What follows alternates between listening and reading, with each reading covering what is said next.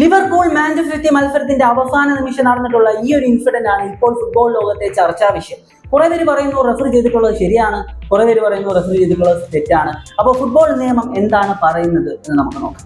സാധാരണ ജേഴ്സി പുള്ള് ചെയ്ത് കഴിഞ്ഞാൽ ഫുട്ബോൾ നിയമം അനുസരിച്ച് യെല്ലോ കാർഡാണ് കൊടുക്കാറ്. എന്നാൽ സബോസ്ലൈക്ക് എന്തുകൊണ്ടായിരിക്കും റെഡ് കാർഡ് ലഭിച്ചത്? ഫുട്ബോൾ നിയമം അനുസരിച്ച് ഫൈനൽ മാനിനെ തടഞ്ഞ് ഗോൾ അവസരം തടഞ്ഞാൽ റെഡ് കാർഡ് ലഭിക്കും. സബോസ്ലൈ ഫൈനൽ മാനിനെയാണ് ഫൗൾ ചെയ്തിട്ടുള്ളത്, എന്നാൽ ഗോൾ അവസരം പാഴാക്കിയെന്ന് ചോദിച്ചു കഴിഞ്ഞാൽ ഇല്ല, അത് ഗോളായി.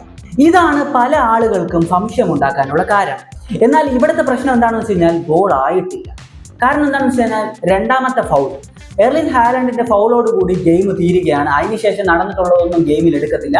അപ്പോൾ എർലിംഗ് ഹാലൻഡിന്റെ ഫൗൾ നടക്കുന്ന സമയത്ത് ഗോൾ ലൈൻ ക്രോസ് ചെയ്തിട്ടില്ല, അതോടുകൂടി ഗോൾ ആയിട്ടില്ല. അതുകൊണ്ട് തന്നെ സബോസ്ലൈക്ക് റെഡ് കാർഡ് ലഭിക്കുന്നു.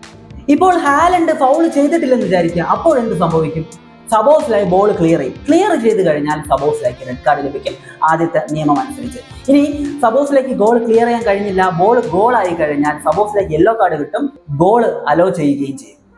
സാധാരണ ആദ്യത്തെ ഫൗള് നടക്കുന്ന സമയത്ത് തന്നെ റെഫറി മത്സരം വിസിലടിച്ച് നിർത്തും. എന്നാൽ ഇവിടെ അങ്ങനെ സംഭവിച്ചില്ല. കാരണം എന്താണെന്ന് വെച്ച് കഴിഞ്ഞാൽ മാഞ്ചസ്റ്റർ സിറ്റിക്ക് അഡ്വാൻറ്റേജ് ആയിട്ട് റെഫറി നൽകുകയായിരുന്നു.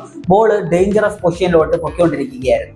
എന്നാൽ എപ്പോഴാണോ സബോസ്ലൈക്ക് ബോൾ എടുക്കാൻ പറ്റും എന്ന രീതിയിലേക്ക് കാര്യങ്ങൾ മാറിയതോ അതോടുകൂടി റെഫറി ആദ്യത്തെ ഫൗളിനുള്ള ആ ഒരു വിസിൽ ചെയ്തതായിട്ട് കണക്കാക്കപ്പെടും. ആ വിസിൽ ചെയ്യുന്നതിൻ്റെ ആ ഒരു ഗ്യാപ്പിലാണ് ആ ഒരു ഫൗളും ആ ഒരു ഗോളും വന്നിട്ടുള്ളത്. അതുകൊണ്ട് തന്നെ അത് രണ്ടും കണക്കാക്കത്തില്ല. ആദ്യത്തെ ഫൗളിനുള്ള റെഡ് കാർഡ് കൊടുത്തു, ഹാലൻഡിന്റെ ഫൗളിനൊന്നും ചെയ്തിട്ടില്ല. അവസാനം വന്നിട്ടുള്ള ഗോള് അത് ഡിസലൂവ് ചെയ്യുകയും ചെയ്തു.